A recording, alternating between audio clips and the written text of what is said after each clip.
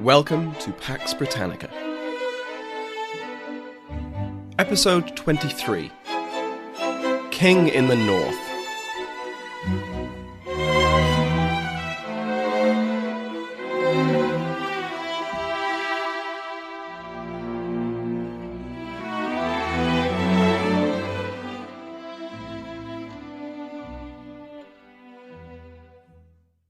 Welcome back to Pax Britannica. As I mentioned a few episodes ago, Scotland did not just hibernate because their king had gone south. In matters both political and religious, both James and his Scottish subjects were active throughout the 22 years of his London-based life. I worry that after a dozen episodes on court corruption, failed parliaments, and general incompetence in royal governance, I've given the impression that James wasn't particularly good at actually being king. I'll give him a thorough analysis at some point, to look at what he did right and what he did wrong, but when it came to the personal politics of ruling, James was pretty good at his job. As he proudly declared to the English Parliament in 1607, "This I must say for Scotland. Here I sit and govern it with my pen. I write, and it is done. And by a clerk of the council I govern Scotland now, which others could not do by the sword." Now, obviously this was a boast, and it was never actually that simple.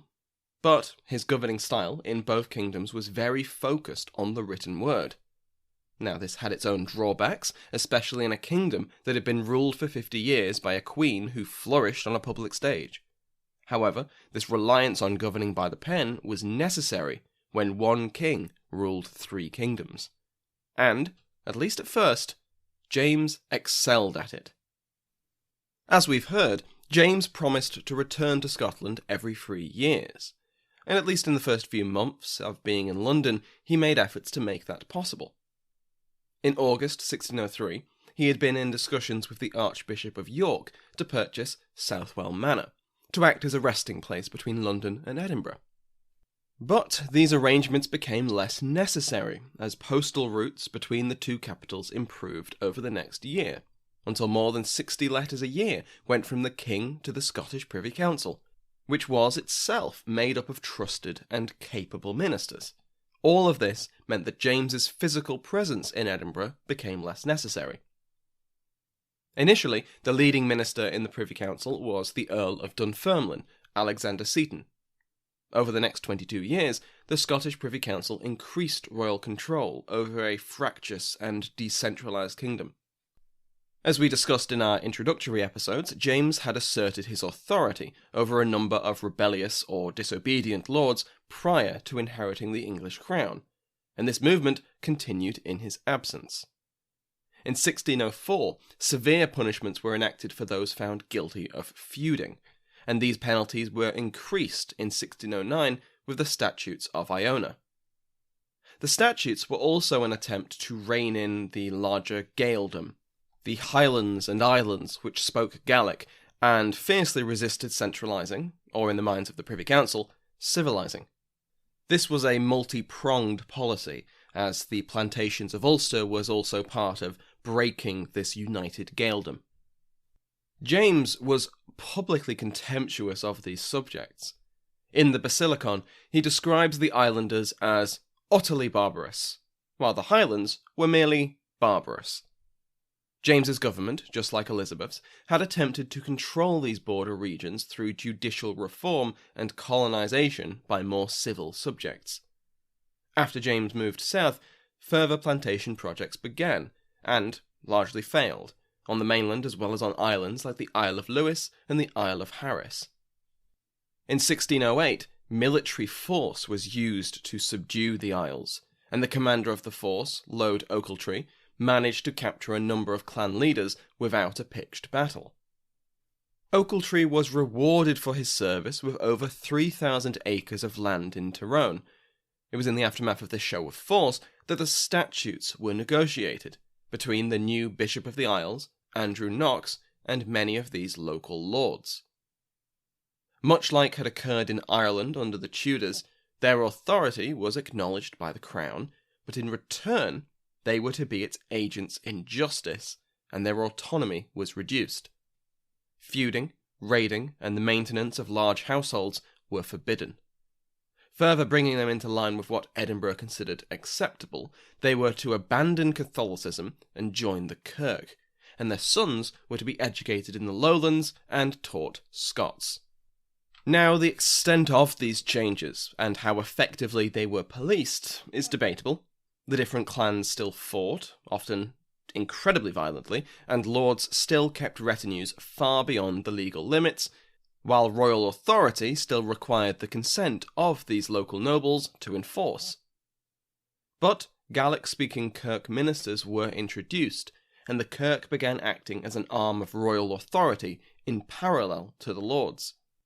Similar measures were adopted in the border regions, the Middle Shires, as James began calling them.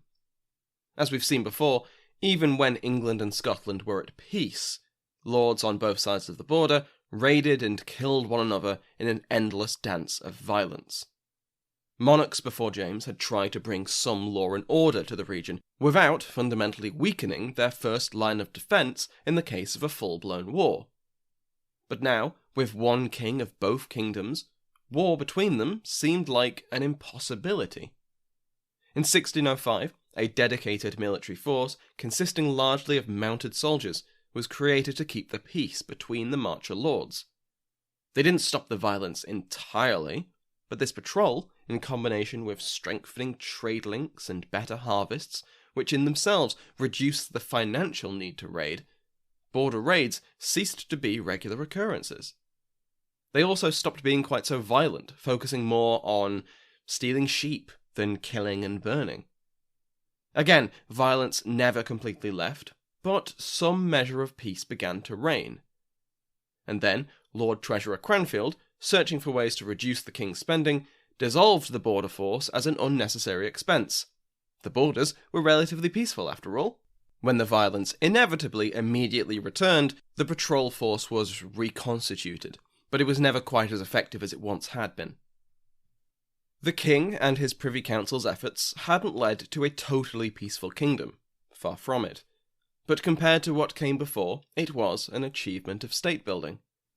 As Croft puts it, quote, "The taming of previously anarchic frontier regions was one of the greatest achievements of the early Stewart monarchy." To enforce these new decrees, James attempted to introduce the JP system that England had, although this was never very successful. By his death, fewer than a quarter of Scottish shires had a Justice of the Peace. Hereditary rights to institute justice were common throughout Scotland, and their holders, often members of noble families, were fiercely protective of their highly lucrative positions. Now, this isn't to say that the Scottish government was a paper tiger or had no teeth. The harshest punishments were meted out to even the most powerful of nobility. One such case involved the 9th Lord Maxwell, who, in 1608, murdered a rival by shooting him in the back under the flag of truce. After he fled to France, he was declared a traitor, had his titles revoked, and convicted of murder. And on his return in 1612, Maxwell was arrested, and in 1613, he was beheaded. A similarly high-profile example was made of Patrick Stewart, Earl of Orkney, and as you might guess from the surname, a relative of James. He was the grandson of James V, through a bastard line, and due to the distance between Edinburgh and his holdings, he barely paid lip service to his royal cousin's government. He was a notably harsh ruler, building fabulous and fabulously expensive palaces and castles, exploiting the population of Orkney and Shetland to both build and pay for them. So cruel was his rule that he was summoned to answer the Privy Council in 1609, at which point he was arrested. After years imprisoned, his illegitimate son Robert began a small rebellion in his name, only to be defeated and hanged by the Earl of Caithness. His father, admitting that he had ordered Robert to begin the rebellion, was executed at Mercat Cross, in Edinburgh, in February 1615. He was beheaded by the Maiden, an early form of guillotine, which is on display at the National Museum of Scotland. Although Patrick's brother was made Earl of Carrick, the Crown kept the Earldom of Orkney and most of its lands for itself. So the Scottish government was progressing along centralising lines, but I hinted before that James's governing style had a time limit of effectiveness. Absentee monarchs, by definition, had little contact with the kingdom they ruled, and even as early as 1607, James lamented that he no longer recognised many of the nobles he had known as children. This was more than just a worry about feeling awkward at social events. He was losing touch with Scotland. His contact with his native land was limited to visitors to London and messages, both spoken and written. As time went on, James's lack of knowledge about trends and opinion in Scotland, not just from the lords, but in the Kirk and the cities, was becoming more and more obvious. In his dealings with the Kirk, James's approach could not have been more different than his dealings with the Church of England. Where he had brought together the Hampton Court Conference to try and find a way to satisfy the different opinions within the COE, James's attitude towards the Kirk was much less conciliatory. Now, he didn't completely ignore the concerns of Presbyterian Scots. When Bancroft became Archbishop of Canterbury in October 1604, he floated the idea of promoting the archbishopric's jurisdiction to all of Britain. Naturally, the Kirk objected, and the idea was dropped. When Bancroft died 6 years later, his successor was George Abbot, whose style of preaching was very much in line with what the Kirk wanted. It also helped that Abbot had been the Earl of Dunbar's personal chaplain, and so had plenty of experience in Scotland, and knew many Scots clergy. However, James wanted bishops. He wanted full episcopacy in the Kirk, and he saw it as his right to implement it. In a General Assembly of the Kirk, gathered in 1605, royally aligned bishops made up a quorum of the body, while in the 1606 Scottish Parliament, which was much more malleable than its English sister, the bishops received the revenues from the diocese once again. These acts were highly unpopular within the wider Kirk, and both John Spotswood, future Archbishop of St Andrews, and the Earl of Dunfermline warned their king that these reforms were widely preached against. In response, thinking Dunfermline too soft, George Hume, Earl of Dunbar and Baron of Berwick, became the leading figure on the Privy Council. Dunbar would serve James admirably for the rest of his life. He travelled to and from London regularly, and kept a firm hand on the tiller of the Scottish state until his death in 1611. With his death, Dunfermline returned to his previous position of favour, and he too served his king competently until his own death 11 years later. Croft proposes that Dunfermline had been correct in his warnings in 1606, being much more in touch with wider Scottish opinion, and that had James taken his concerns to heart, the powder keg that would explode in 1639 might have been averted. But he didn't. 8 of the most notable critics of James's episcopal agenda were summoned to court to meet with the king. But this was no Hampton Court conference where disagreements were to be worked out. James and chosen clergy lectured and preached at these malcontents, informing them that they were wrong to oppose the king's will. At least 2 of these critics were exiled after refusing to be cowed. In 1610, a carefully orchestrated General Assembly of the Kirk gathered in Glasgow. Sympathetic or moderate ministers had their costs paid for by the Crown to ensure they attended. This assembly agreed to further strengthen the episcopacy by expanding the diocese of the bishops. 2 courts of High Commission, the instruments of enforcing conformity which were so hated by reformists in England, were established to operate in Scotland, while apostolic succession was reintroduced to Scotland when 3 Scottish bishops were consecrated in London before being sent back north to consecrate their colleagues. In both 1612 and 1616, the explicitly stated aim of James was to bring the Scottish Church into line with the English, and his opinion on the Kirk was made abundantly clear upon his first and only visit to Scotland in 1617.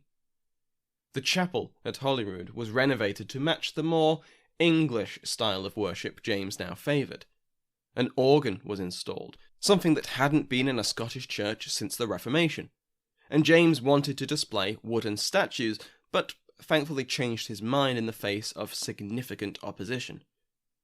Nevertheless, he held English-style services, which included kneeling to receive communion, which caused fury from Presbyterian ministers.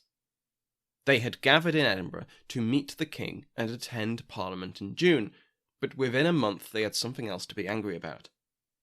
The 5 Articles were shown to a synod in July. These included further powers to the bishops, the restoration of 5 holy days to the calendar, including Christmas, and the order that communion must be received kneeling.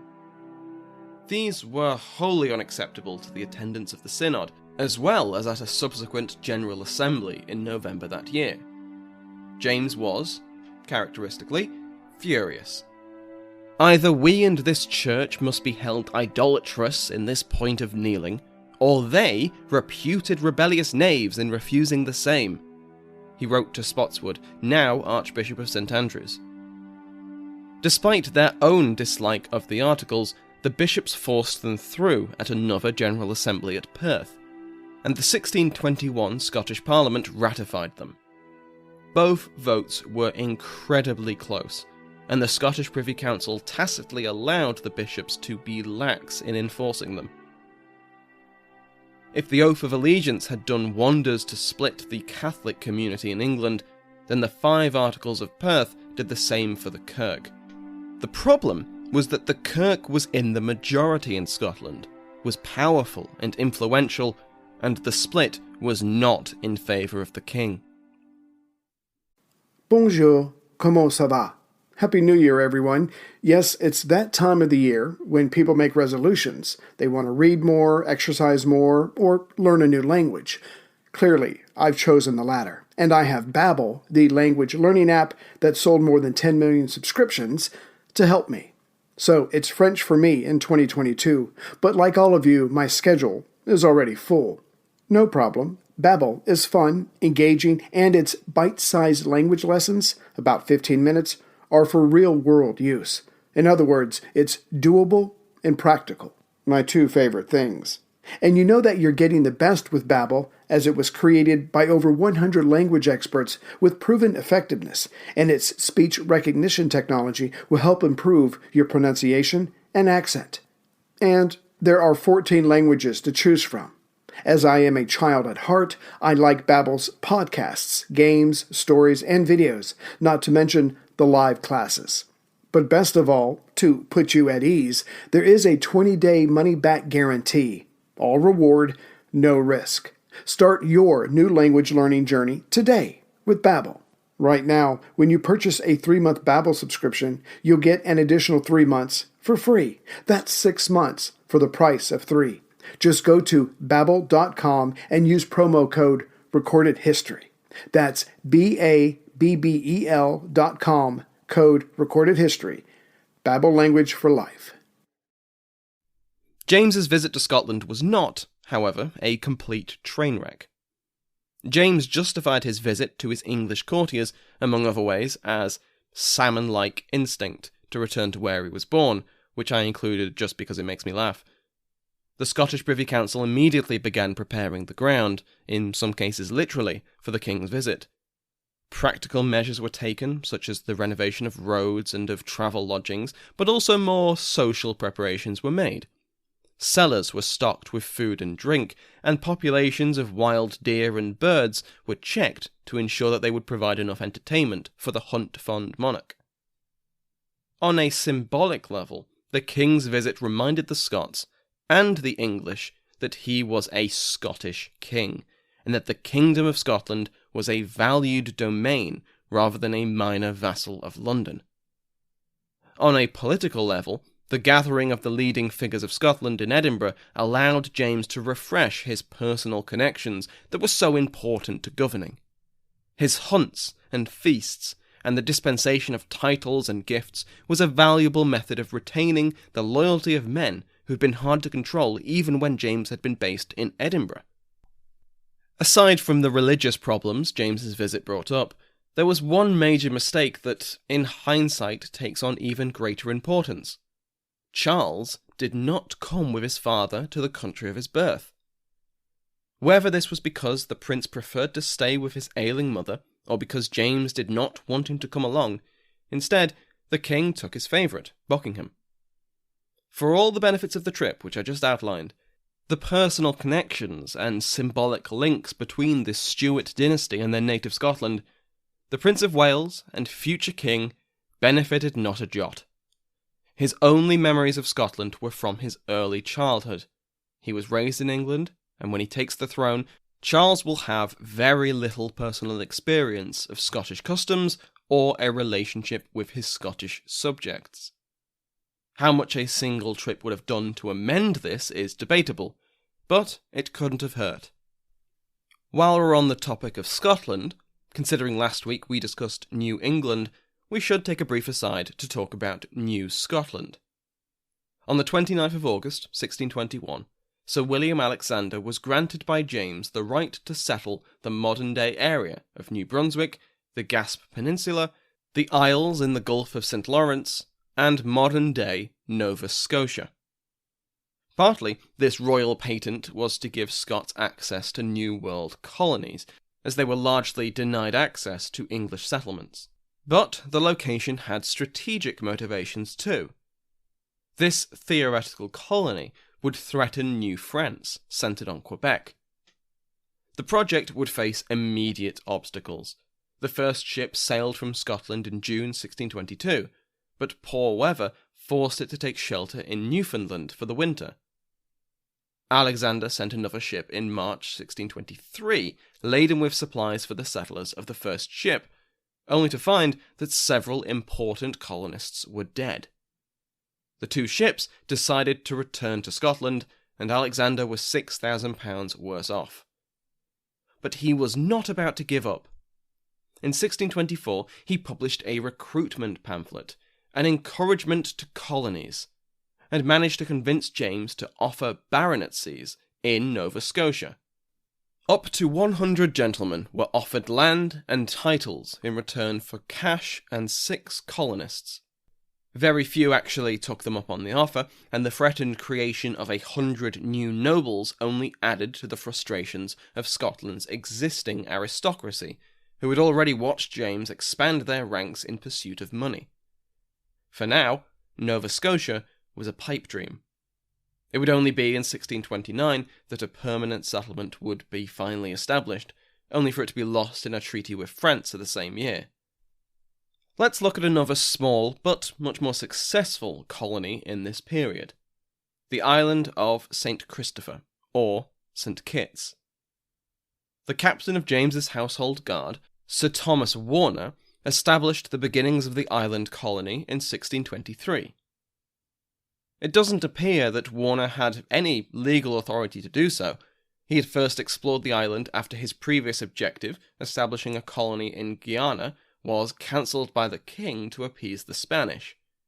He was on his way back to England when he visited a number of Caribbean islands, and St. Kitts appealed due to its natural resources and friendly Carib natives. On the 28th of January 1624, when he arrived on the island with the intent to settle, he came with 16 other people, among them his wife and son. This was a minuscule number of people to establish a colony, and, like every other colony, they ran into trouble. Their first crop of tobacco was destroyed by a hurricane that September, a storm which also destroyed their houses. They were persistent, though, and they tried again, and the crop was ready to harvest by February the next year, and a month later, new settlers and supplies arrived. By this point, the previous pleasant relations with the Caribs appear to have worsened until an impromptu visit by French privateers. The English welcomed the French and supported their desire to begin their own colony on the island out of a fear of the Carib population.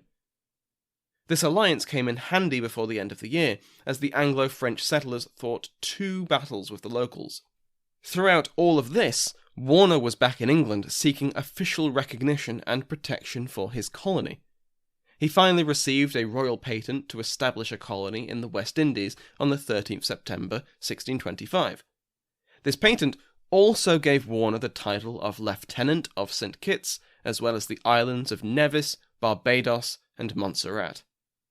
That England had no colonies on these islands yet was neither here nor there. They soon would. Back in episode 21, we touched on the opening moves of the 30 Years' War. Religious differences between the Catholic heir to the title of Holy Roman Emperor, Ferdinand, and the Protestant faction in the Kingdom of Bohemia led to Ferdinand's officials being shown the door to the proud castle. Well, the window. This is relevant to our narrative for two reasons, aside from the fact that it's one of the deadliest conflicts in European history and worth talking about. The first reason is that Frederick, Elector Palatine and son-in-law to James, became involved in the dispute. That's putting it mildly, but we'll expand on that in a second. The other reason it matters to us is that Ferdinand was a Habsburg, the same family that ruled in Spain, and James was very eager to secure a Spanish marriage for his son Charles and the traditional dowry that such a marriage would provide. This meant that James was soon stuck in the middle of this burgeoning military conflict. First, let's look at the so-called Spanish match. Negotiations between James and Philip II had been ongoing since at least May of 1615. The Spanish ambassador, the Count of Gondomar, was not the Machiavellian manipulator that contemporaries and traditional histories paint him as.